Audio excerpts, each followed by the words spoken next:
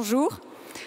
Bienvenue pour cette journée du 8e colloque national de l'éolien, organisé par France Énergie Éolienne. Et pour commencer, j'appelle le président de France Énergie Éolienne, Olivier Perrault.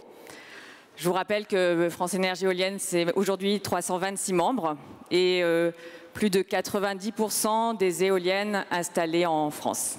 Olivier Perrault.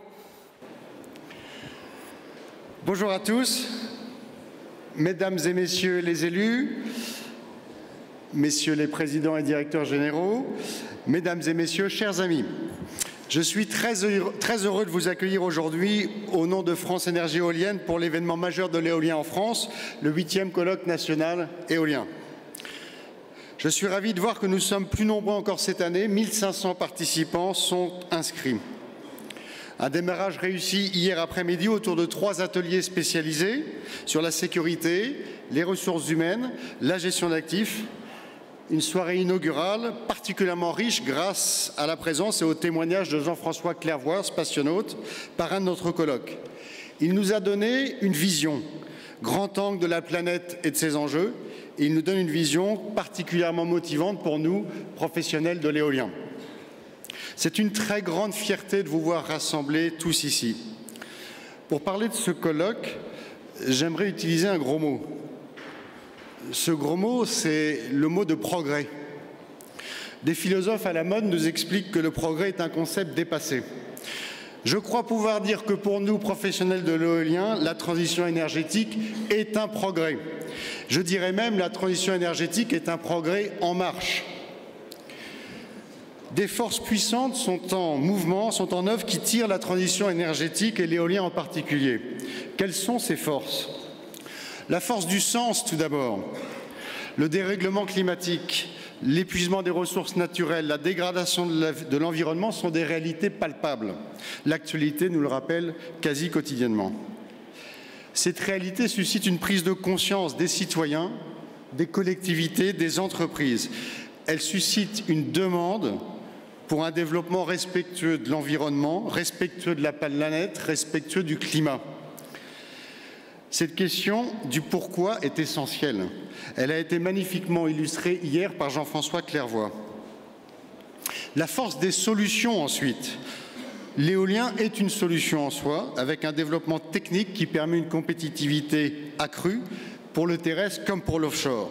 Il entraîne une baisse tendancielle des coûts de l'électricité, alors même que d'autres technologies voient leur courbe de coûts évoluer en sens inverse. Un autre élément de la solution est l'appropriation locale des enjeux énergétiques avec des outils qui facilitent l'investissement participatif. Les usages et les modes de consommation sont également un élément de la solution. L'objet le plus emblématique est le véhicule électrique qui offre des solutions de stockage et de flexibilité inédites. L'évolution des mentalités et la convergence numérique-électricité permettent une gestion dynamique de la consommation électrique. Cette convergence est illustrée par le déploiement du compteur Linky, par les applications numériques spécialisées développées par de nombreuses start-up et par des projets pilotes menés au cœur de nos territoires par les opérateurs de réseau. Enfin, les smart grids, les réseaux intelligents, permettent une gestion plus dynamique des flux, des capacités et donc de l'offre et de la demande d'électricité. Ces solutions permettent de construire un mix électrique avec un taux de pénétration beaucoup plus élevé pour les renouvelables. Tous les scénarios prospectifs qui prennent comme objectif 100% d'énergie renouvelable donnent à l'éolien, terrestre comme offshore, une place centrale dans le mix électrique de demain. Ces solutions ne sont pas une utopie. Ces solutions existent. La transition énergétique est bien en marche et l'éolien est le moteur de cette transition énergétique. Le colloque national éolien aujourd'hui est tourné vers cet avenir. Des solutions concrètes pour la France de demain. Chacune des conférences montrera que le changement est présent. Il concerne notre système électrique, notre technologie, nos usages, nos comportements. Les solutions concrètes existent, se développent, se déploient. Leur rythme de déploiement est une question de temps et de volonté politique.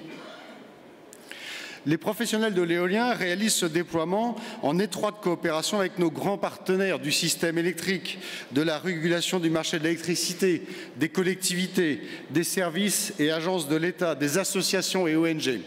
Leur présence aujourd'hui démontre cet élan commun. Je les en remercie chaleureusement. Je l'ai dit, la transition énergétique est en marche. Où en est aujourd'hui l'éolien et quels en sont les principaux enjeux? L'énergie éolienne est au cœur d'un cercle vertueux où la transition énergétique se conjugue avec emploi et croissance économique. Nous créons chaque année de nombreux emplois en France, dans nos territoires. Depuis 2014, notre filière a créé près de 3 500 emplois. Nous connaissons une hausse de l'emploi de 27% sur la période. L'Observatoire de l'éolien 2017, réalisé avec Bearing Point, a été publié hier. La filière compte aujourd'hui 15 870 emplois à fin 2016. 1 400 emplois nouveaux ont été créés au cours de cette année, de l'année dernière, soit une croissance de 10%. Quelles filières, quelles industries peuvent présenter de tels chiffres? Notre développement stimule l'économie de nos territoires et redynamise le tissu industriel du pays. Nous générons des retombées fiscales dans les communes et les territoires, ce qui permet le développement ou le maintien de services publics. Nous sommes l'avenir, chacun ici le sait. Mais aujourd'hui, c'est à vous que je veux adresser un message. Tous les jours sur le terrain, vous œuvrez à un objectif qui est plus grand que vous, plus déterminant et plus important que tous les autres. Nous faisons la transition énergétique, nous rendons l'avenir possible. Les membres de France Énergie Éolienne travaillent pour un monde nouveau où l'énergie est propre, inépuisable, sûre, compétitive, un monde où notre énergie ne met plus en danger les générations futures. La dynamique est lancée et la France est en train de changer. L'année que nous venons de vivre a été intense. Nous avons vécu un changement radical du cadre économique. Bien que précipité, ce changement intègre pleinement la filière au marché de l'électricité. Un nouvel appel d'offres offshore a été lancé dans le cadre du dialogue concurrentiel. S'il ne constitue pas encore la procédure optimale, c'est une amélioration incontestable. Des fermes éoliennes pilotes ont été attribuées. Nous sommes à 3 semaines de la première éolienne en mer dans les eaux flottantes, dans les eaux françaises, pardon. Nous devons travailler à conserver le leadership dans l'offshore flottant. Le programme présidentiel d'Emmanuel Macron est précis sur l'éolien terrestre, doublement des capacités en 5 ans. La nomination de Nicolas Hulot renforce l'amplitude de la transition énergétique. Le plan climat comporte des marqueurs forts, tels que la fin des véhicules thermiques, qui nous impacteront directement. Quels sont à présent les défis pour l'éolien en France ? Le moment est venu d'amplifier et de concrétiser cette transition.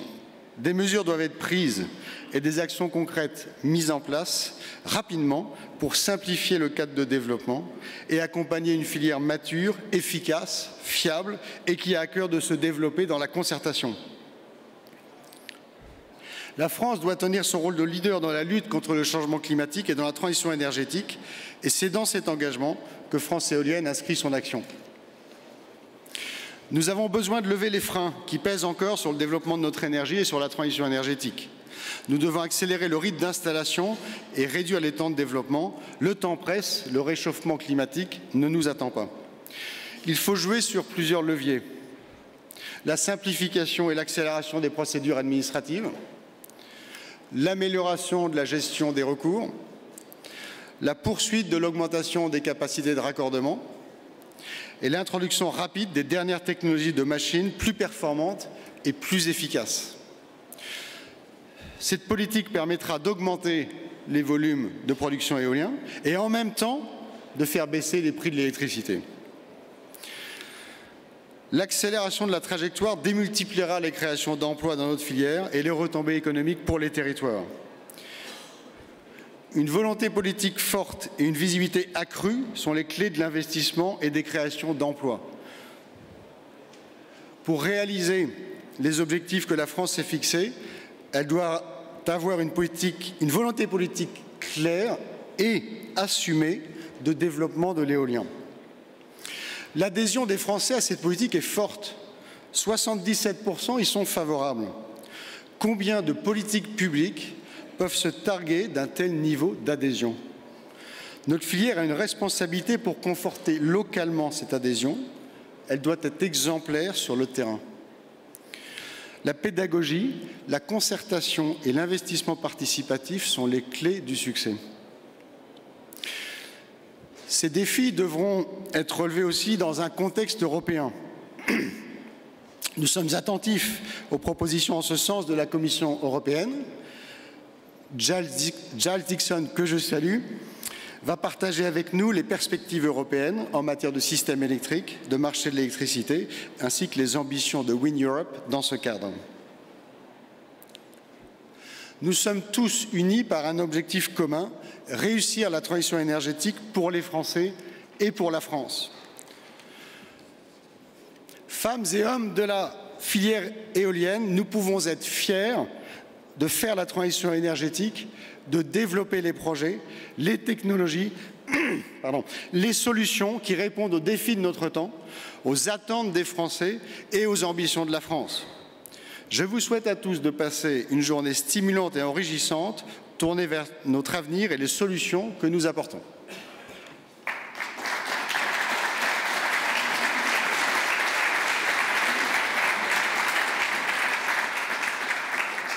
Merci Olivier Perrault, donc président de France Énergie Éolienne.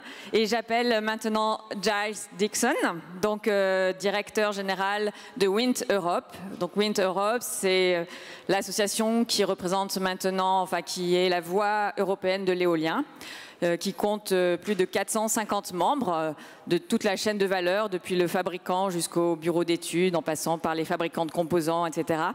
Et qui est présente dans plus de 40 pays. Donc Giles Dickson de Wind Europe.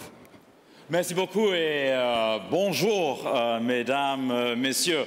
Comme tu viens de le dire très bien, bonjour femmes et hommes de la filière éolienne française.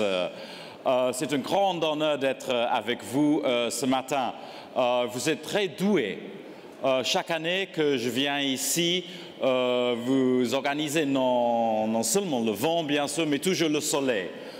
J'étais très heureux d'arriver ici ce matin avec un peu plus de foi que l'année dernière peut-être, mais de regarder, d'observer que vous avez réalisé, organisé un peu de soleil comme toujours. Bon, mesdames, messieurs, où est-ce que nous sommes aujourd'hui avec l'éolien en Europe? J'espère que je vais pouvoir vous le montrer. Oui, excellent.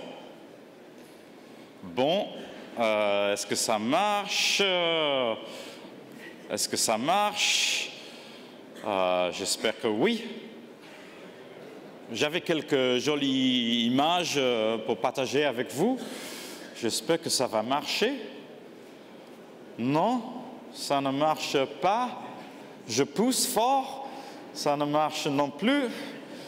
Bon, il n'y a pas de vent pour pousser. Non, non. Bon, qu'est-ce qu'on peut faire? Qu'est-ce qu'on peut faire? Bon, ça va marcher? Ah oui, on est là. Très bien. Bon, mesdames, messieurs, c'est là où nous sommes aujourd'hui. Nous avons 160 gigawatts en Europe. Vous en avez 12. Ici, nous avons déjà franchi le seuil de la part de l'éolien dans le mix électrique en Europe de 10%. Les barres bleues pour chaque pays représentent les gigawatts de la base installée dans chaque pays. Les barres rouges sont la part de l'éolien dans le mix électrique de chaque pays. Comme vous le saurez très bien, j'espère, vous venez de battre un record ici en France la semaine dernière, mercredi le 13 septembre. Vous avez réalisé un record de 8,9 gigawatts de production instantanée. Félicitations. Avec cela, ça a représenté un 15% de la demande de l'électricité en France ce jour-là, mercredi dernier. En ce moment, vous êtes le numéro 4 en Europe en termes de la base installée. Le numéro 4. Bon, où est-ce que nous allons? Qu'est-ce que c'est que la projection? Ça, c'est la perspective de Wind Europe, vos représentants au niveau européen à Bruxelles, la projection des marchés pour l'éolien terrestre d'ici 5 ans.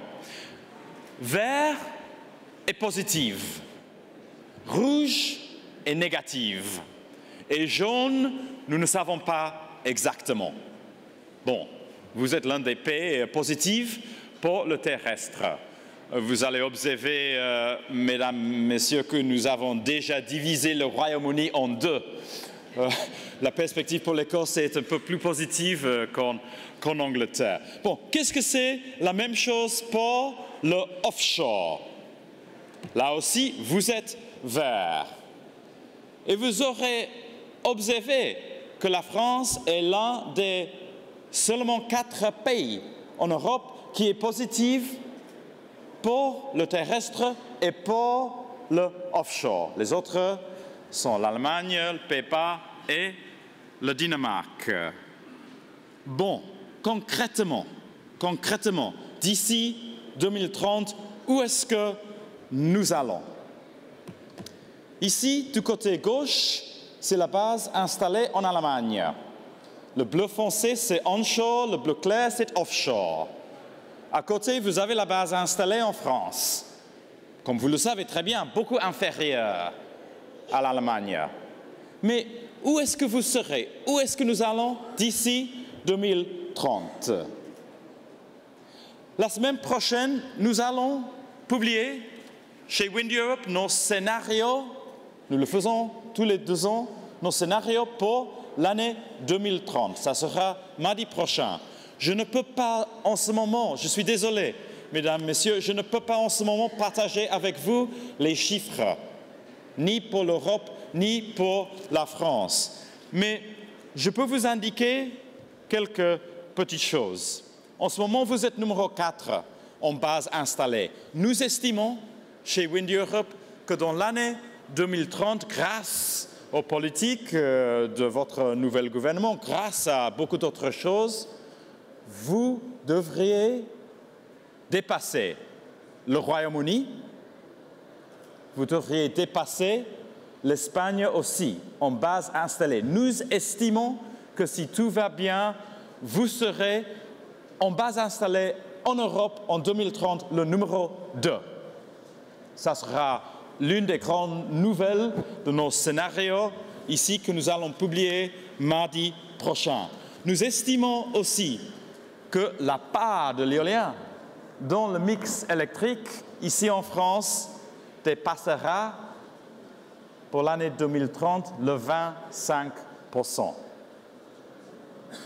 Bon, je suis désolé que je ne peux pas vous dire plus que cela, mais le message général, c'est que de là où nous sommes assis à Bruxelles, regardant tout ce qui se passe en Europe en ce moment, la perspective en France, c'est peut-être la plus positive que nous voyons partout en Europe.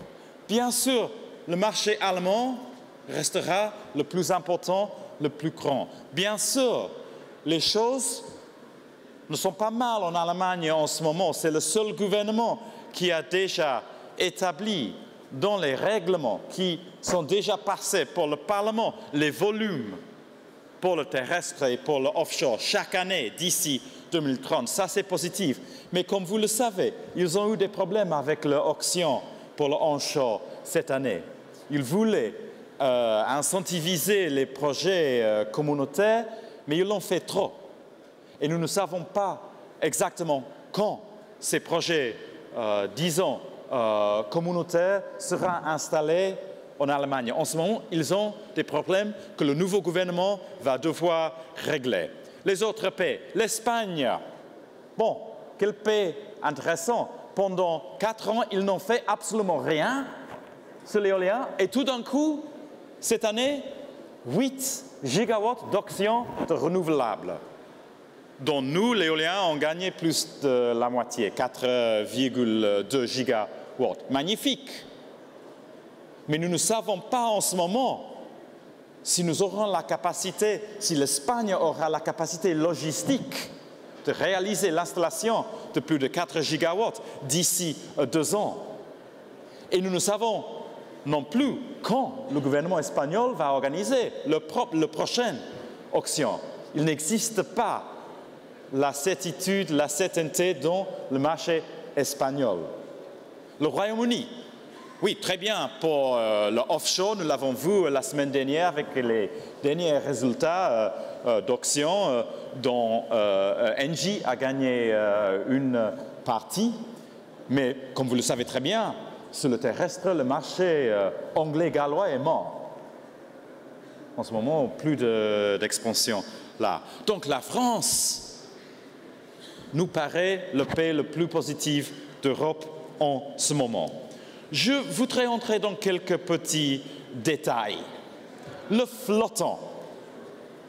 Regardez où sont les projets européens pour le flottant, les fermes flottants de plus d'une machine en ce moment. La France, c'est pas mal du tout, vous le savez très bien. Vous êtes le leader dans le flottant, comme Olivier vient de le dire. Nous estimons que d'ici 2020, il y aura 10 projets, 10 fermes flottants en Europe. Pour l'année 2030, nous ne savons pas encore. La très bonne nouvelle chez le flottant, mesdames, messieurs, c'est que le flottant aide le posé. Le flottant complète le posé dans 3 aspects. Les composants sont les mêmes. Le flottant et le posé, ils établissent les économies d'échelle similaires lors de la phase commerciale. Et troisième point, on peut recycler quelques sites envisagés pour le posé. Si ça ne marche pas, on peut l'utiliser pour le flottant. Il y a des gens qui disent parfois le flottant et le posé, ils font de la concurrence l'une avec l'autre. Non, absolument pas. Il faut rejeter cette idée. Le flottant et le posé, ils vont s'aider l'un à l'autre et ça va bénéficier au posé ici en France. Regardez ici tous les composants d'une ferme éolienne offshore posée. Et les carrés rouges représentent les composants qui sont les mêmes pour le flottant. Donc c'est plus ou moins les mêmes composants. Je vais retourner au niveau européen. Ce que je vous montre ici, les 3 lignes vertes sont les scénarios de l'AIE, de l'Agence internationale de l'énergie, pour l'éolien en Europe d'ici 2040. 3 scénarios. La ligne vert foncé, c'est le scénario New Policies, comme le dit l'AIE. Au-dessus de là, vous avez le scénario 450 de l'AIE. La flèche rouge représente la croissance dont nous avons besoin d'ici 2030 pour réaliser ces scénarios de l'AIE. C'est une croissance d'ici les 160 gigawatts que nous avons aujourd'hui jusqu'à 280 gigawatts dans l'année 2030. Et la flèche s'extend ici jusqu'au scénario 450. Je parlais récemment avec Fatih Birol et je lui ai dit, bon, votre scénario New Policies, le scénario central, est un peu moins ambitieux que le scénario de Wind Europe. Et il m'a dit, il ne faut pas regarder le scénario central. Le scénario le plus important de l'Agence internationale d'énergie, c'est le scénario 450. Ça, c'est le scénario que nous devons réaliser. Donc, regardez le scénario 450 et pour cette raison-là, j'ai choisi élargir la flèche rouge jusqu'au scénario le plus ambitieux de l'AIE. Donc, d'où va venir cette croissance de 160 gigawatts que nous avons aujourd'hui à 280 gigawatts dans l'année 2030. C'est une grande croissance. Pour réaliser ça en Europe, il nous faut des champions. il nous faut un leadership politique. D'où va venir ce leadership? Mesdames, Messieurs, la réponse à cette question-là est très, très facile. La réponse est la suivante. Je vais concrétiser. Bon, par hasard, vous êtes les deux pays qui vont organiser les COP très importantes. Bien sûr, vous avez organisé le COP 21 ici il y a 2 ans et les Allemands l'organisent cette année pour part du gouvernement de Fidji à Bonn. Regardez en bas, vous êtes les deux pays qui font le leadership en Europe dans l'éolien terrestre, vous étant le numéro 2 en Europe dans 2030, vous étant l'un des leaders dans l'offshore dans 2030 avec le flottant, avec le posé, et vous et les Allemands soyons les leaders dans le développement des voitures électriques et l'électrification du transport. Mais il nous faut un peu plus que cela. Il nous faut aussi un leadership franco-allemand au niveau européen. Vous savez très bien, les prochains 9 mois, 12 mois peut-être, sont primordiaux au niveau européen pour compléter le Clean Energy Package européen. Toute la législation, tous les règlements qui forment partie de la base légale juridique de la loi européenne pour l'énergie pour l'année 2030. La Commission a déjà fait ses propositions. Maintenant, tout dépend du Conseil des 28 États membres et du Parlement européen. Bien sûr, vous l'avez fait et toute la filière éolienne française, vous allez utiliser l'influence que vous avez ici à Paris pour assurer que le gouvernement français prenne des positions très positives au Conseil des ministres à Bruxelles. Mais il nous faut aussi que vous exerciez votre influence avec les députés européens français qui portent sur cette négociation. Et je veux vous demander une faveur, Mesdames, Messieurs.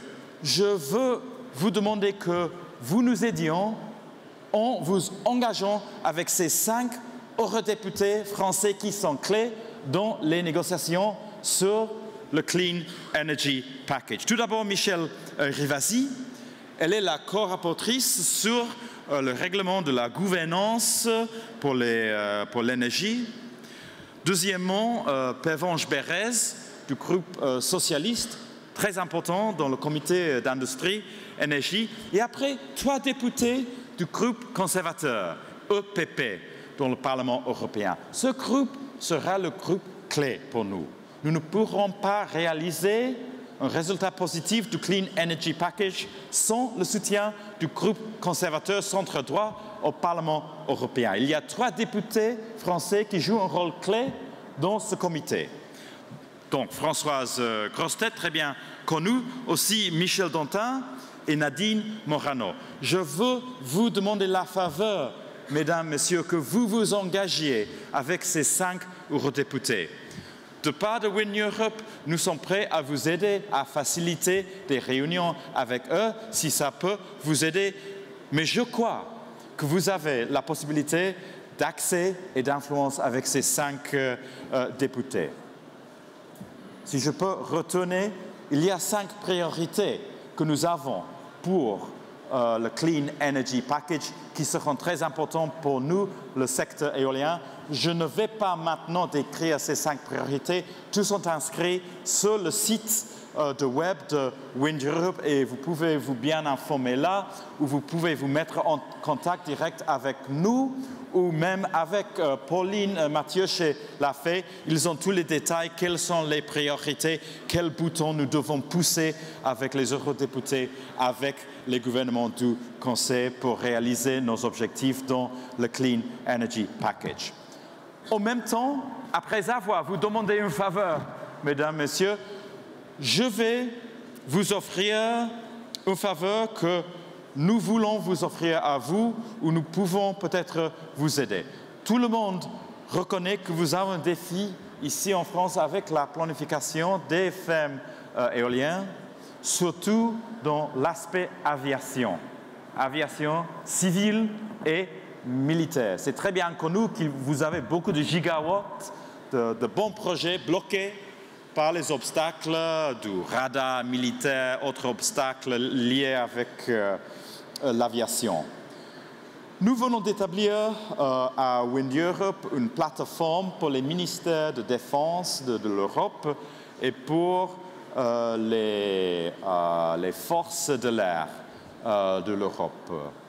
Là où ils s'agroupent, ils se réunissent avec l'industrie pour partager de bonnes pratiques sur la technologie du radar, la technologie des turbines, de sorte qu'ils ne touchent pas autant le bon fonctionnement du radar militaire. De bonnes pratiques sur les protocoles. Comment est-ce qu'on peut assurer que les autorités militaires jouent leur rôle approprié dans l'approbation des projets éoliens. Et ça marche très bien. Mais nous avons un petit problème en ce moment, c'est que le gouvernement français ne veut pas participer dans cette plateforme. Nous avons parlé avec Pierre Müller chez la FE, je vais parler avec lui ce matin aussi. Nous voulons vous aider dans ce thème, vraiment, parce qu'il est évident pour nous que les autres pays l'organisent beaucoup mieux que ça s'organise ici en France. La force d'air allemande, le Luftwaffe, est très étonnée quand vous leur expliquez comment le système marche en France. Et nous voulons vous aider à améliorer les choses ici en France. Bon, ma dernière observation, mesdames, messieurs, et c'est assez délicat, je suis désolé. En la France, je représente toute l'industrie éolienne européenne. Les fabricants, les opérateurs, les développeurs, les banques, tout le monde.